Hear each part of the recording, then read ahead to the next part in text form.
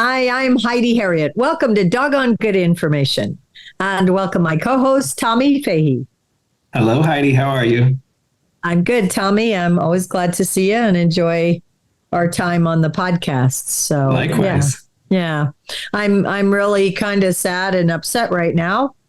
I taped a podcast prior to this, and I want to encourage everybody to check out my podcast, which will be dropping. It'll be December 12th. And I interviewed a gal named Mindy Patterson of the Cavalry Group.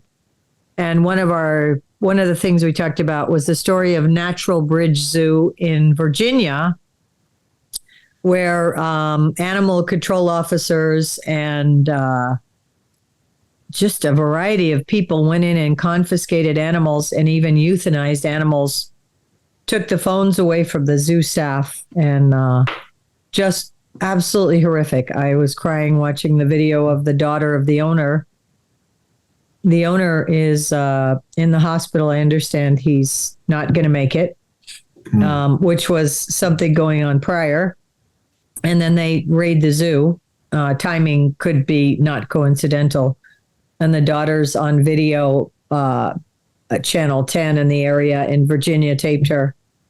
And I just can't get it out of my head. I'm so disturbed. I encourage you to check out that podcast. It's on the same link as the Doggone Good Animal Tales. And again, it'll drop 2023. What was the reasoning that they went into the zoo and felt like they needed to confiscate animals? Was there some sort of complaints or basis, or what was the issue? Well, it's so challenging. First of all, it's in Virginia. The Attorney General of Virginia, Michelle, or the last name's escaping me, Wheeler maybe. It's PETA. PETA's that's their home state, right? Okay.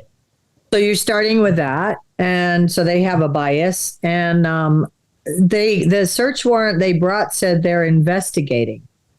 Well, typically, like we've heard that there's child abuse in this house or that there's animal abuse. Right. They said investigating. So then they did the classic bullshit of coming in the morning when the animals have been overnight. So there's manure. The pens haven't been cleaned yet. The animals hadn't had their morning feeding. I was crying listening to the video. I want everybody to watch it. I hope this will be the change. Promote some change, that people will understand that animal people are not the problem. And they took their phones. They were already in the zoo before the animal caretakers got there early in the morning. Big transport vehicles outside in the parking lot, but yet they're just investigating. And something's off in that. A lot of people. And they took the phones of the caretakers, and the owners wouldn't let them on the property initially, made them stay in the parking lot. They didn't get to the animals till 2:00. That's animal abuse, what they did. So, I mean, we could talk all day about it. I'm just so incensed about it. But on the other side of it, I want my non-animal friends to watch that and feel that emotion. This woman had to watch them try to dart a tiger with sedative when she could have hand done it sitting next to the tiger. And they poked the tiger like 6 times and then got the tiger mad and then got mad at the tiger. Right. We see that happen all the time. My sister had it with a zebra. The vet came out and they said they were an exotic animal vet. Zebras will actually die from stress. They're really interesting animals. They do not take stress well. So my sister had a zebra that she hand worked and could lead around. They did his feet, holding him, that kind of thing. But the vet came out and wanted him in a squeeze chute. So they made an impromptu squeeze chute, which you do on the road. The vet took so long to get the blood that the zebra was losing its mind. And my sister's like, stop, just stop. We are not doing this. We are not doing it. But, she's there with a vet. These people, the owners of the zoo, are there, and they're getting ready. They're going in there, and she said she hears animals screaming. Their sounds. Right. Why can't we make people understand that have dogs and that have horses that buy into this emotional, philosophical bullshit. It's not right for the animals. It's not healthy for the animals. Animal experience and best practices, Tommy. We talk about this till we're both wearing blue, till we're blue in the face. You have to have experience. When I hear an animal person say they standing outside and they hear that their animals with a different sound, and they know that they're stressed. Any animal person with their salt is going to let the animal people go in there and keep the animals calm. Right. But they didn't want that because they needed video of the animals being agitated and maybe aggressive or whatever, or that they can't move properly so they can euthanize them. So they didn't want the animal people in there, and they wouldn't let anybody have their phone or video. That's a real shame. Not handled appropriately at all. It's organized crime. It's not the first time. They did it to a fellow named Keith Wilson 4 years ago. And they took the animals. They take the animals away. They euthanized some. They took the animals away. They allowed some animals to fight that usually aren't together, and they got tore up. But they wouldn't let the animal keepers in there to tell them. Yeah. When there's a system in place and they know who gets along with who and what special their routine diets, is. special Absolutely. needs. Yeah. We see, you and I are horse experts. We see it with horses. You know, all the people time. Either won't put horses together that we need to put together and make them, oh, you're going to be fine. Like I always say, it's like a group of school children in the morning. You know, I don't like him. I don't like her. Uh-huh. I don't care. You don't have to be best friends, but everybody's got to get along. Right. And that the emotion that the media and the animal rights groups have allowed to move forward when dealing with animals, and the silliness and the adopting dogs you can't take care of or you're not training, and then you blame the dogs. You keep them in an apartment that's too small and they never get exercise, and you blame the dog. Right. Because they're getting into things and they're misbehaving. It's virtually always the fault of the human. Even when the dog is misbehaving, it's the fault of the human. Absolutely. Because you're in over your head. If you can't deal with that, you're in over your head. Mm-hmm. But you don't want to consider the cost of training when you get the dog. Right? So then you're in deep and you've got vet bills, and now you're like, it's too expensive, you know? Yeah. So, and don't blame the animal community. My podcast, Animal Tales, I started by saying it's about people who love, care for, and work with animals, experts. Mm-hmm. And I interview marine mammal trainers, and I interview the New York carriage folks, and I interview the Iditarod dog sled race folks, because those are the people vilified by the animal rights community. And unfortunately, good, honest people who are even friends of mine buy into it. Yep. And they don't understand, again, that the ASPCA CEO is making over $100,000 a year. You want to know who's making money on animals? It's not animal people. It's the animal rights groups with offshore accounts. And I'm just tired of it. And that's why I do the podcast. And absolutely. But those folks with animals, with dogs, not exotics, just the average person with a pet, you need to understand that the animal people are being vilified, and you're going along with it when you support those groups and when you support legislation like Adopt, Don't Shop, and you put pet stores out of business and all that type of stuff. Hashtag there is more to the story. Always.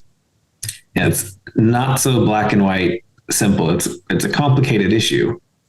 And if you believe there's truly animal abuse, I know, Tommy, I'm going to speak for you here. We'll stand beside you and encourage the prosecution of that. But we don't need more animal laws. Animal cruelty laws are on the books. All they have to do is be supported. That's it. Support the animal cruelty laws, utilize them in the right way, you know, when there's true animal abuse, but stop using them for BS. And the animal rights groups and all their media experts and fundraising experts. They're not animal experts. Yeah. I say we need to find solutions, not more problems. You're 1000% right. And another story we're going to talk about, since I'm on a rant, I might as well just go with it. The SPCA Tampa Bay, we talked about this story on our last podcast, the bullying of the animal rights community, or, they're bullying people.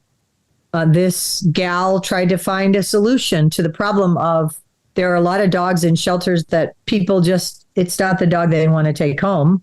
That's a reality, regardless of what you're hearing in the media or the animal rights groups. That is a reality.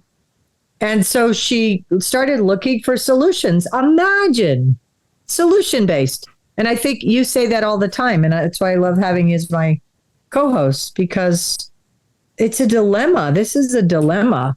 And so we're just looking for the best outcome. And then she's vilified and has to back up. And hopefully in the new year, this is the winter of 2023, I will have an opportunity to have the folks who were part of that pilot program on to talk about it and how the good they were doing, attempting to do in the name of animals. Yeah, I think when something like this happens, some dilemma like this occurs, we're sort of conditioned and constantly bombarded with, well, it won't work because of this. And well, this is bad. And well, this isn't 100% perfect in every single way. And so we're sort of conditioned to find all of the negative and all of the problem with it, instead of looking at what problems we're actually solving by having a program. And Is that program perfect? No, none of them are. Is our government perfect? No, none of them are. Are we perfect in our homes and in our businesses? Yeah. Who's above reproach? Exactly. Everybody has issues. Every animal owner is not doing it perfectly. There's always something that you can improve upon. Absolutely. But look for those solutions rather than constantly being bombarded by problem, and then picking apart any solution that somebody has come up with. Yeah. It's just unbelievable, because the woman tried hard and met with people, and it's been, a long time in coming. Of course, when you roll it out, it sounds like it was we just decided this, but of course there was a lot of thought and just really an actual good step in a direction towards a solution. And by the way, the program at the base of this, canine care certification. What a concept. Purdue University of Veterinary Medicine, Dr. Croney, I believe is her name, I believe spearheaded this, which is breeder certification, right? Yeah. So breeders and they have, as I understand it, the list of breeders willing to be part of the program is longer than the list of inspectors being able to come and look at them to get them into the program. There's a waiting list, right? Because breeders have been so vilified, and, they can't take care of themselves. They can't, inspect themselves. They can't police themselves. Self-regulate, yeah. Where's the shelter certification? Where is that? Well, that's what I want to know. We vilify breeders. Breeders are coming together under this canine care certification, which was part of this pilot. And there are different groups around the country bringing this together so that the puppy stores, too, can then understand that these breeders are certified, right? There's a puppy store, a pet store owner, not a shelter, but he sells puppies. God forbid, what a terrible word. He sells puppies. Guess what? He does pretty well, and he's still in business. He's here in my county because people want to be able to choose the dog. They want some kind of a guarantee, and they want to know where the dogs came from. So contrary to everything about adopt, don't shop, we don't know where puppies come from. I can't get him on the podcast because he's out visiting his breeders right now. Yep. I'm waiting for him to get back, and he's worried about being interviewed. I'm not saying his name for his protection, but because he's so vilified. But yet lots of people are going to the store to purchase puppies because they want a certain puppy. They want a family dog. As a trainer, I tell people often, if you have a family and you're truly ready for a puppy and you have the time and money and such, all the details, let a puppy grow up with your family. Sure. It's a great way to go if you're prepared and ready for it. as opposed to bringing a dog in your house that you don't know the background, and you have little kids who are going to maybe pull on the dog or do this or that, and you can't, be there to manage every moment of that. Is that the right scenario for you? Hire a trainer and let them help you. But I'm not suggesting I want to part people with their money. I'm just suggesting that there are options that you're being kind of told are bad options. Every celebrity and everybody stands up and says, you got to get a shelter dog. And that's the case with so many things just in our general society worldview. Zoom out the lens and take it off of just pets for a moment. We're constantly vilifying everything. Everything you do. Yeah. Everything. There's nothing good. You can't drive a car anymore unless it's electric. But if you drive an electric car, that's bad too. And if you eat healthy, but it's too expensive. And then if you go to the doctor, but you shouldn't go to that doctor, you should go to the naturopath. But if you go to the naturopath, they don't have the drugs. There's no good option because we're conditioned to look for the bad. Well, the media is and the special interests like the animal rights groups or that, when it comes to vegan or animals, they're all over it. And because by the way, conflict sells. Multi-million dollars worth. Check out my podcast on Animal Tales about offshore accounts worth millions of dollars. And I just posted online about the ASPCA CEO making over $100,000 and their whole top staff making a lot of money. So when you think about people who work with animals in entertainment or sport or whatever it is, you don't have to agree with it. That's fine. But don't vilify it. And those are not the people getting rich, Absolutely not. It's when you look at the expertise of the animal rights group is fundraising and media, spinning a narrative and the media, not animal experts. And I'm going to preach it from the rooftops. That's why I do a podcast.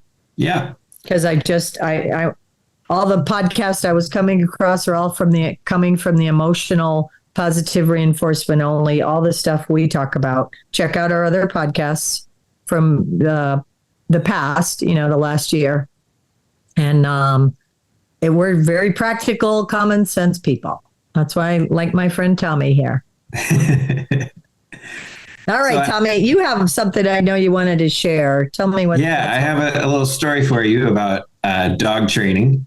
Yeah. There's also horse training involved as well. But so I was out at a farm a couple days ago and working a horse in the round pen. And the owner came out with an employee that works on the farm, and they had the dog with them as a year-old shepherd mix. And she's a really high energy dog, and she's really sweet and generally good natured. But she's a shepherding breed of some kind. And so she wants to chase the horse. Mm-hmm. So I'm in the round pen with the horse, and I'm ignoring the dog completely because it's not coming in the arena with me that's fenced in a way that she can't get in. But she's running back and forth around the pen, and she's barking and everything. Well, the employee who was bothered by the dog, it was very upsetting to her, kept yelling at the dog, and I say growling at the dog. She was, oh, quit that, and trying to get the dog to quit. The dog was ignoring her. It did not even know that she existed, did not care that it was being talked to by that person. And really what ended up happening was, because this person was getting so upset at the dog, it actually spooked the horse. Oh, jeez. The dog didn't bother the horse. The person bothered the horse.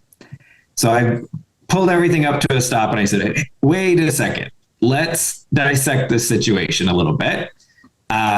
Because this is a person who works with animals and thought that she was helping, but she was actually creating a bigger issue.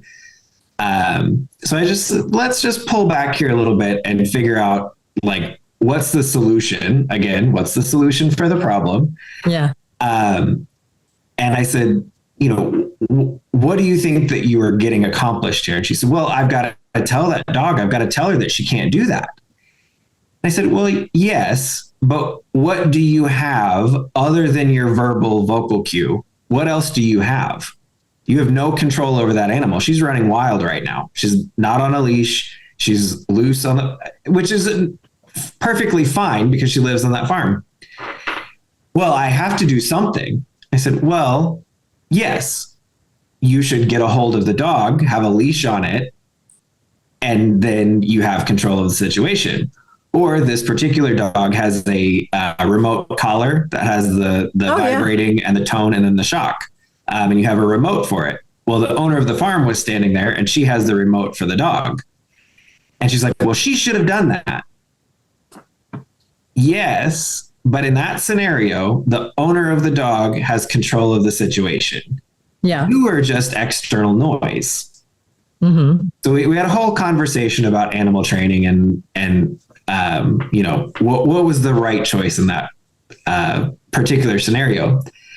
And then we got to the point she made the comment, well, I needed to shame the dog for that behavior. Wow, interesting. I needed to make the dog feel shame for doing that behavior. And I said, well, that's really interesting because I don't think that a dog feels shame. I don't think that that's a canine emotion. I think that's a human emotion that you're putting on the dog. Which she disagreed, and that's fine. She can have her own opinion. But I was curious if you've experienced this with other dog owners or training scenarios where somebody says something like shame or puts an emotion onto the animal that doesn't really make sense to you. Yeah. And then how do we explain that to somebody who feels very strongly that the animal does feel that emotion? Wow, that's really interesting. It's not a word, shaming, because it's something we can do with people, but even then it doesn't really work. Yeah, it's really not the right. I mean, if somebody's just so out of control that maybe the only thing you do is kind of embarrass them or shame them, but I wouldn't say with animals that would be effective. It's not a word I've ever used for animals, either embarrass or shame. With humans, I think it's a sort of a passive aggressive way to deal with something. I agree. So the situation you explained, I hate it. You don't seem to mind it, which is fine. I can't train with a dog running around. It's more probably me, and I understand it's a dog, if they haven't been told not to. So my first thought is I wouldn't, the shame thing, but I wouldn't even really be mad at the dog. No, I'm not at all. Stop. Yeah, I would stop the press because I don't want the dog chasing the horse. I don't like that. I just worked with somebody like that. And I stopped the horse. I said, you got to tie the dog up. Or if the dog, if he has manners and he has some training, tell him to go lay down, right? Practice your training. No. Yeah. No. You can't bark. No. It doesn't have to get way out of control. It's kind of like raising children. You have to nip these things in the bud before they're like escalated to the point where somebody's angry and then I'm not telling you that never happens, but as I get older, I definitely realize let's stop it all and bring it back down. And I find you unique, which is one of the reasons I chose you to be a co-host, because you're older than your years on that. You have an affinity for that, which a lot of young people don't, to bring it back down and not get wild and crazy. But I would have asked them to put the dog on a leash, or if the woman had the clicker and the dog was trained. I don't mind the clickers. I can't stand them for subverting training, especially on a puppy. They have to be used appropriately. Yes, an old dog that just won't stop barking and you're probably not going to change it. Those help. Running out in the street, off leash. But you got to start with foundation training. Yeah. So I would probably, if anything, be annoyed that the dog didn't have foundation training if that was the case, where I couldn't call my dog over and say, come here, stop, sit here. No. Right. And then put a leash on it and let it understand not to because they get frenzied. Exactly. And I'm all about distraction.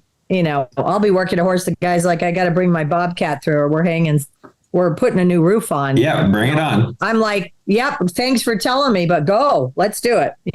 Depending on the horse, I don't always stay safe, but I want that in my training. But this is, to me, that just, it escalates the dog. And I never like to see dogs get that, So the reason I didn't stop the horse or bring everything to a halt was that I've been around that dog quite a bit, and she's done a similar thing, but she kind of follows once or twice and then she'll go lay down. She gives up. Exactly. Yeah. Yeah. So I was kind of just waiting for the dog to wear herself out. And again, we go back to that operant conditioning idea. It was the negative punishment. I was ignoring the problem so that she didn't get any benefit from it. Right. And then she gives up on it and leaves it alone. Then the behavior extinguishes itself. Right. So I was going that direction. The problem in that scenario, though, was that then the other person was adding energy. Yeah. Yeah. So she was really kind of amping the dog up. I agree. Yeah. But it was an interesting then discussion of, that is interesting. Shame. Yeah. So I did Google it. I mean, we had a big discussion about it, but then I wanted to go back and check and see, well, is there any sort of, studied basis on emotions in dogs, and does this happen? And basically every resource that I found was that no, dogs do not feel shame. Yeah. They have some very basic emotions, general excitement, contentment. We say instead of happiness. Happy is not really a great animal word, but content, fear, for sure. There's fear. But when you get to secondary emotions and more complicated things like shame or guilt, that really is not something that's been observed. But what has been put out there quite a bit is, little video clips and reels of the dog looking shameful. That kind of the pictures. And I think of things that went around Facebook where they put a little necklace on the dog with a sign that says, Santa's cookies is the newest one. Yeah. And so then that's where the sort of shame your dog sort of thing came from. But it's very commercialized. It's very from the press kind of idea. And it's not really science-based at all. Yeah. So anything scientific based that I found resource-wise said, no, dogs don't feel those kinds of emotions. But then several of them pointed out that there are a lot of threads and things out there on social medias and things like that where perpetuating this notion. Yeah. And of course, then there's the expression on the dog's face that maybe looks, or that we are inferring looks a certain way, but in reality, they are reacting to your reaction. Yeah. They are reacting to the energy that you're putting out. They are worried, fearful, or trying to change your behavior so that they don't either get in trouble or, they're fearing a repercussion. Or get what they want, right? All of those scenarios. I think of the word anthropomorphizing when you're saying that, because we look at them and that expression says this is how we would feel if we looked like that. Exactly. Yeah. And we read into that incorrectly, I think, really, really often. Oh, that they're absolute commercialization of that. I always say, and I have it on one of my Facebook pages, but it's an older post. So when Sarah Brightman or somebody singing a very sad song, and the Humane Society of the United States has a donate now, and there's a dog with the metal kennel. And the dog looks very sad. Right. And I don't want animals not to be taken care of. So that's always the starting point. But I have a picture. I put my dog because I'm a believe in kennels. It's absolutely responsible training. It keeps your dog safe, keeps them comfortable when chaos is about. That's where they want to go, and they feel like they can have a little control over their environment. So I put my dog in the cage, and he's looking at me like what some people would say a sad face. It's just a face. It's probably give me a treat or feed me a face. And if I put sad music, I got the same thing. I despise that stuff because we're buying, just as I opened the podcast today, and I'm upset about the emotion and trying to tell people, you want to see real emotion, see people, see this gal whose animals were euthanized at the zoo and she wasn't allowed to be part of it.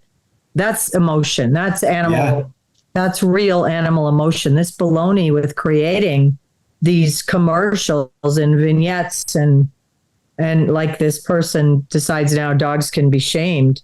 That's just the capitalization of the animal rights groups parting you with your money.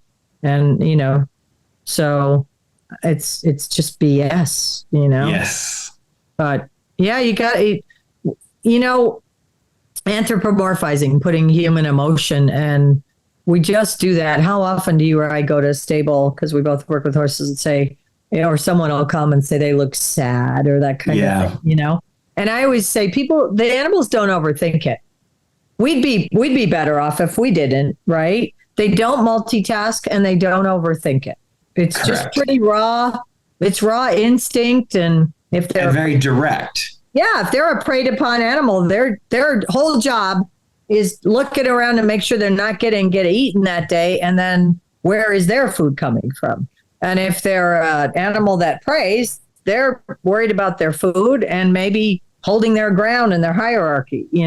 That's right. I mean, who's the boss? That's what, to me, Absolutely. That's what I see when I'm working with animals. And when we just step up and show leadership, and they respond so beautifully and so nicely, and then we develop their personalities that way. It's so nice. My father is so eloquent about talking about getting in their brain and help understanding them, not to change them, but to help understand them and then bring them along in a foundation so they have basic manners. Yeah. So everybody's safe, including the animal. They don't end up in harm's way because they know how to behave. And so that's the school I come from. Likewise. Yeah. Interesting. You told me, you mentioned the word shame, but you just was a little teaser. You didn't tell me what. And I appreciate that. That was a really, really interesting piece. But yeah, I would have stopped the dog from running. It's more me, though. I know it doesn't necessarily affect the horse, but I don't like barking dogs. And dogs. Can you stay focused in the moment? So then the horse is going to feed off of me. Right. So I'm very cognizant of that's why I stopped the dog from running, because it ticks me off. Yeah. But it doesn't affect the horse. And typically, if I'm at somebody's place and their dog does it, the horses have already experienced it. Right. They're not bothered by it. But I don't get upset. I just stop and say, I want to tie the dog up or send the dog out. Or if the owner was standing there, I'd be like, control your dog. And if they couldn't, we'd have a little session. Yeah, that's the interesting thing. I'm there and I'm hired to train the horse, but really in that moment, I've got to stop and train the people and the dog, and then go back to the horse so I can get all the parts and pieces where they need to go. My husband was a school teacher for a short period of time, and he said he didn't feel like he was teaching algebra. He felt like his parent-teacher conferences were parenting. Yeah. Parenting the parents. Algebra was like second on the list or third, but how do I make my child do this? Or how do I, it's like parenting 101. So interesting. There you go. Yeah. I want to talk a little bit about resource guarding today, because it's something I'm encountering almost all the time, whether it's a client I have or just friends, or I hear other people talking, you're in a conversation, and because we're always talking about our animals at this point. I mean, they're just so primary and front and center. I'll hear people say, or online too. I'm on some threads I need to not be on because I get all worked up. I have to snooze. Facebook allows you to snooze for 30 days. Oh, yes. Or just get off it altogether. So I snooze for 30 days, see if I'm better, 30 days, snooze again, and then finally I just go off it, I like the unfollow button. Yeah, it's very helpful. Because the advice, it's not the question that bothers me. Somebody's asking an interesting question about it. My dog resource guards his food, or me, or the door. Like, they pick specific instances. It's the answers they get that upset me. Yes. From so-called trainers. So my approach with resource guarding, I never heard it called that. Again, just different terminology I grew up with in a training family, but I don't I believe if they'll do it for the food or for the woman or whatever, the owner, they'll do, it's just a matter of time before they become more aggressive. It's the early Absolutely. sign of, I don't think we know how to read our animals well. I see that all the time because I'm encounter when I'm walking my big dog Otis. By the way, I haven't heard about Jimmy Dean for a while, so you have to work him in today.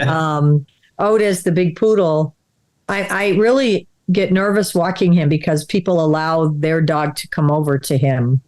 And we've got bigger, breeds at this point. Breeds is, if you've listened to the podcast, you know that I don't dislike pit bulls, but I have a healthy fear of Rottweilers, Dobermans, pit bulls, because of the way people are not training them and consequently able to handle them in various circumstances. And they're big, strong dogs. And not everybody's that strong to hold on to them. So I worry about that because I'm concerned they're going to come over and, but they want to visit, and I just get weary of. So back to the resource guarding, women will say, well, when someone comes to me that my dog gets between us, and I say, that's not good. You need to be able to, it's fine if they just look up at you like you need my help here. And you say, I got this, thank you. And the dog should come back, what people would call heel, but come back to your side, not give the stink eye to the person coming at you, because they're going to bite somebody. Or if you can't pick up the food bowl because the dog is guarding it, that's going to turn into a different type of aggression. People just don't read the signs. That's what I was going on the walking. They're not reading the signs well. Oh, he's wagging his tail. Yeah. So I just feel like people aren't reading their animals well. And when I hear resource guarding on a particular issue, I think that's just a time waiting to happen for that to expand, to get more aggressive. I feel like it's a test at some level. Yeah. I don't know if you agree with that. Well, I think, as we always say, it goes back to a lack of foundation. Yeah. It goes back to an animal that feels insecure, an animal that feels either that they need to be the highest in the hierarchy, or that somebody else just isn't taking that role. Yeah. And then just a total lack of foundational training so that you can have the communication to work with that animal and make it feel more secure in its environment. Yeah. That's a big thing, which is another, it all relates back to how you get your dog and what kind of dog you get. And do you get it from a shelter? Do you get it from a breeder? Do you know its history and all of that? And then the lack of ability for people to really read accurately what the behaviors the dog is exhibiting. Yeah. People don't read their animals very well. No. I think back to back when we first met in Kentucky, and we're at Corolla's house, and we have all the dogs and just having a good time. And we would do voices for the dogs about what they were thinking, what they would say. But the reason it was so entertaining is because it was so accurate. Because all of the people that were in that environment really knew the dogs and really knew their behavior. Good animal, very good solid animal people. Yeah. So it was always really fun. And we would joke about what the animals were thinking or what they would be saying. And I don't really mind it when people do that, because I do it for animals all the time. What I mind is when they get it wrong. I like when they say something, oh, the dog is saying this. No, it's not. Yeah. It's absolutely not saying that at all. That's what really bothers me.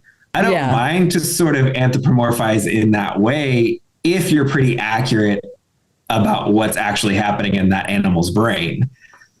But so true, it's funny. When you're really disconnected from it, and and then this is what a lot of the average public, I think, because they're given the Disneyfied version of animals and the overhumanized version of it. Yeah, their sentiment is not at all accurate. It's not at all truthful to what that animal's experience is. Yeah. And Probably I think that's a common one is if they gave a voice to like a nervous animal, they whether they give a voice to it or just write it off, oh, he's just a nervous animal. When I might look at him and say, he's begging for training so that he can find confidence. Yeah. Writing him off as a nervous animal, oh, it's scary, I use that voice for Otis right now. But then I say, you're fine, Otis, you're fine. Yeah. Like get up, let's go. Yeah. I like kind of laugh with him. And then I say, but we're going to change that. Yeah. Instead of, someone else. That's why I'm so committed to Otis, because I'm so afraid somebody would just write him off as a nervous dog and he'd just feed on that and be a nervous puddle of energy his whole life. And, so it comes together there for me. But, oh, those were fun times for sure. You have a real talent for that, by the way. I've heard that a few times. I think about a dog like Otis that's naturally nervous and had a history that didn't help him get confident. Yeah. His end game, right? His ultimate, he's probably always going to be a little nervous. Does he have the tools to deal with that? Yeah. Right. And so there's a big difference between a dog that is nervous but has tools and resources and can feed off of the confidence of a handler versus a dog that is naturally nervous and then has absolutely no way to interact with this environment. Right. Literally doesn't know. Not only that, but sometimes even reinforces the nervousness and just keeps them neurotic. And that's what I see so much of. Yeah. Otis, I just put my shoulders back and he's coming along, he's doing really well. And his was lack of training. Absolutely. Somebody would have absolutely said, oh, he got beat on or something because he cowers right away when he gets nervous. Mm-hmm. I'm certain he wasn't beat on. You know what I mean? He just had no training and he's very insecure, but he once in a while just stands up straight now. And it's so fun to watch, Yeah. And we're just bring out that confidence and that, that reassurance. My whole goal in life is just to keep letting him know he's good and, just keep reinforcing that. And you'll get to meet him soon, hopefully. Yeah. Yeah, I'm excited about that. I was talking with another trainer friend of mine today, and we were talking about the confidence that you have to exude as an animal trainer. Yeah. You really have to believe that, one, you know what you're doing, two, that the choices you're making are correct, in order to make the animal believe that. And then if you're also training a human how to work with them, to get the human on board with doing it that way. Yeah. So there's a certain amount of confidence that people like you and I who have done this for a very long time sort of exude.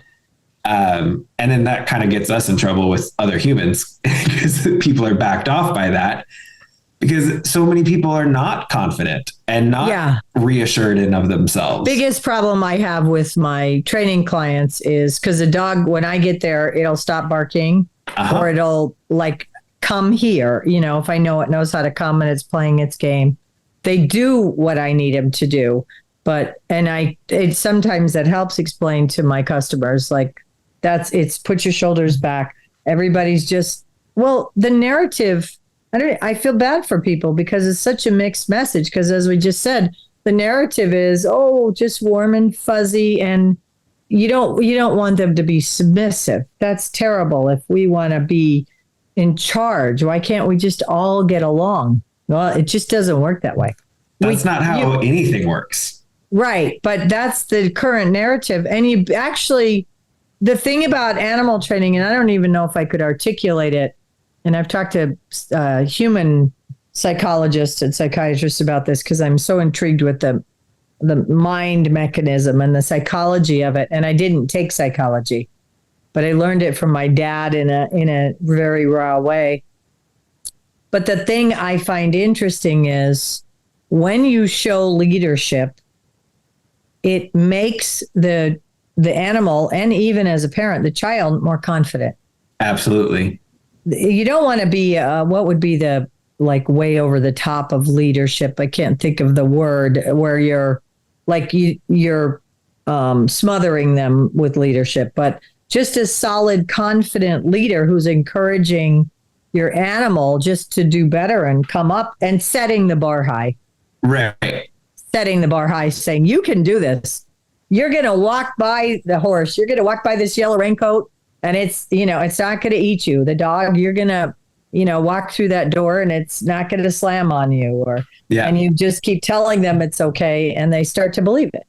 I explain it to people. It's like being, when you work for a job, work for a company, you can have a boss that is quietly confident, that explains what they want, gives you the directive, and then lets you do the job. Yeah. Or you can have the boss that is not confident, is worried, is constantly second guessing, is micromanaging, and then they come off as rude and mean and difficult to deal with. Yeah. And then the team underneath them is chaos. Yeah. It's a great analogy, Tommy, because I think people can relate to that because we all, we've all experienced that in some kind of organization. Right. So that's exactly what you're giving to your animal in the way of leadership. Are you the micromanager? Are you I'm not leading at all, I'm just like willy-nilly? Or am I quiet and confident and consequently I have a solid team? I give people the benefit of the doubt. That's exactly the leadership that gets animals to a place where they're just wonderful, they're confident, they're content. And those are not the animals that come into harm's way. There you go. That's the biggest lesson of all of this. You don't have a crystal ball. If something happens to you, will your animals be okay? That's what you should be thinking about, not how it's going at this moment, but are you creating a content, well-trained animal who will deal with whatever comes their way? Absolutely. That's my entire goal. And the animals are always content and do fine. Better off for it. Yeah. Well, they're good. We've taken a loop all over here, but a lot of good information. Just listen to it in sections for those folks listening. Yeah. Take this little piece, then that little piece. We're solving all of the world's problems. Yeah, we're on a roll today. All right, good. I think a lot of good information there for sure. I am taking the pet peeve today. All right. And I think I've probably ranted the whole beginning of the podcast about it, but I'm just going to wrap it up and reiterate that it's fine to love and care for your animal, but the emotion is not healthy for them. You have to be practical and pragmatic. And if you want to see real emotion, you have to understand what's going on in this world with people who work with the animals and how they're vilified, and that you have to see their emotion to understand how important that is, that you stop listening to the people who aren't the animal experts. It might be very convoluted what I said, but I think we got the gist. Okay. Yeah. So I have the trainer tip then. Yes. So back to my story about the dog chasing the horse. If you're going to make an effective training aid, meaning either a vocal cue or a stimulus of whatever kind, you have to have control of the situation. You cannot be in complete chaos. You cannot have the dog in a completely wide open space. We've said it many times before. We start small. We start in a living room. We start in a backyard. We start with as few distractions as possible. Yeah. When you get into a bigger, louder, more chaotic environment, you have to take more control. So if you have a situation like that, you have to put a leash on the dog in order to be at all effective. Yeah. So control the chaos before you're an effective training. Excellent. I would go a step further, and at home I role play so many things. Knocks on the door, the UPS guy coming. Instead of saying, "Oh, he might come today," I have a neighbor do something. So, role play those situations and be ready to step in and back it all up if it's not working. Yeah. There you go. Yeah. Excellent. We're always testing, right? Absolutely. That was probably such a great thing. I was taught by my dad that we do our training, and when we feel like we've gotten over a particular hurdle or hump or made strides, we kind of move to the next one. But if we see it start to, you can't back away too soon, but if you see it start to go south, you got to rethink it and back up and say, what did I miss in my foundation? Holes in the foundation. There you go.